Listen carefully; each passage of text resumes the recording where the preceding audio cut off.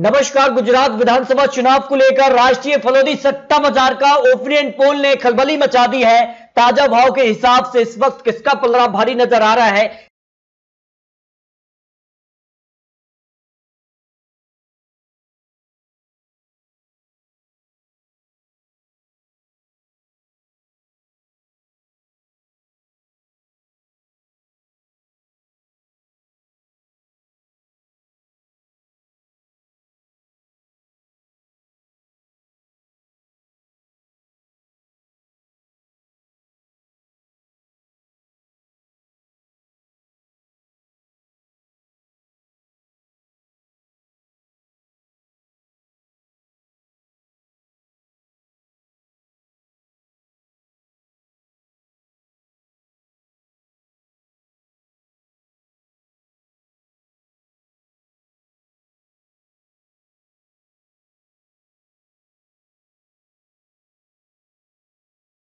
या फिर बीजेपी एक तरफा जीतेगी गुजरात विधानसभा चुनाव? इस पर आपको महत्वपूर्ण आंकड़े, क्या गुजरात में परिवर्तन या फिर खिलेगा कमल? क्योंकि लगातार 27 सालों से बीजेपी यहां पर सरकार में है, लेकिन इस बार 2022 बेहद ही चौंकाने वाले आंकड़े हो सकते हैं, क्योंकि आम आदमी पार्टी चुनावी मैदान में उतरने से यहां पर खलबली है और जिस कार की बड़ी बड़ी घोषणाएं जो यहां पर दिल्ली और पंजाब के रास्ते अब गुजरात के लिए, क्या आम आदमी पार्टी जीत की तरफ बढ़ेगी? यह काफी महत्वपूर्ण हो जाता है, क्योंकि यह चुनाव काफी महत्वपूर्ण है और आम आदमी पार्टी से यहां पर किसे फायदा और किसे नुकसान हो सकता है। देखिए, आम आदमी पार्टी की वजह से गुजरात में कांग्रेस को नुकसान होगा या फायदा? देखिए, बहुत ज्यादा नुकसान कहने वाले 44% है, क्योंकि जो वोट शेयर कांग्रेस का है उसमें सेंध लगा सकता है आम आदमी पार्टी, लेकिन क्या बीजेपी के वोट शेयर में वो यहां पर गिरावट लाएंगे? यह काफी महत्वपूर्ण होगा। थोड़ा यहां पर नुकसान देंगे, 33% नहीं होगा कोई नुकसान, ऐसे 23%। और इसी पर कांग्रेस ने भी निशाना साधा है कि इससे सीधे तौर पर आम आदमी पार्टी के चुनावी मैदान में उतरने से बीजेपी को नुकसान होगा, कांग्रेस को इसका फायदा होगा।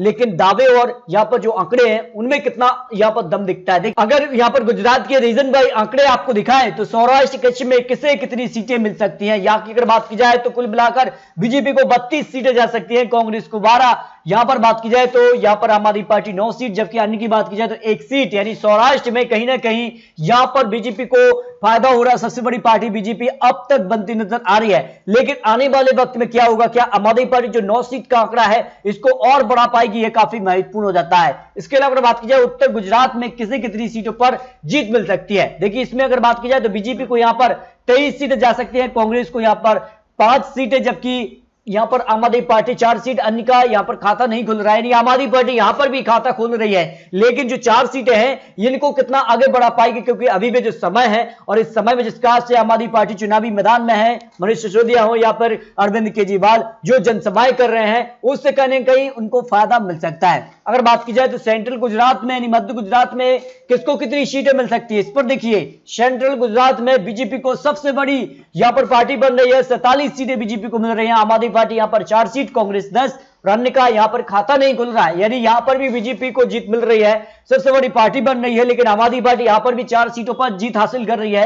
यह पहली बार है आम आदमी पार्टी यहां पर जो है सीटों पर अपना खाता खोल रही है, लेकिन क्या ये सीटें आगे बढ़ा पाएगी? ये काफी महत्वपूर्ण हो जाता है। जबकि दक्षिण गुजरात की बात की जाए तो यहां के आंकड़े बेहद ही चौंकाने वाले हैं, और यहां बीजेपी को 27 सीट, कांग्रेस 3, जबकि आम आदमी पार्टी 3, अन्य की बात की जाए तो 2 सीटें, यानी दक्षिण गुजरात में भी बीजेपी सबसे बड़ी पार्टी बन सकती है, जो ओपिनियन पोल निकलकर सामने आ रहा है। इस तरह से अगर बात की जाए तो गुजरात में फिलहाल भारतीय जनता पार्टी 100 के आंकड़े को पार कर रही है, लेकिन गुजरात में कांग्रेस को जबरदस्त नुकसान हो रहा है। कांग्रेस यहां पर 77 सीटों से घटकर यहां पर 30 सीटों के करीब दिखाई दे रही है, जबकि आम आदमी पार्टी यहां पर करीब 20 से 25 सीटें इस वक्त निकाल रही है। 182 सीटों का आंकड़ा, जिसमें अन्य की बात की जाए 2 सीटें, यानी आज समय अगर गुजरात विधानसभा चुनाव होते तो एक तरफा जीत बीजेपी को मिल सकती है।